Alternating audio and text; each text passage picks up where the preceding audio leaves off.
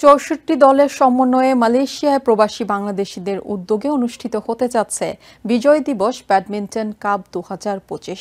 টুর্নামেন্টে চ্যাম্পিয়ন দল পাবে ৬০,০০০ ও রানার আপ পাবে ৩৬,০০০ টাকা।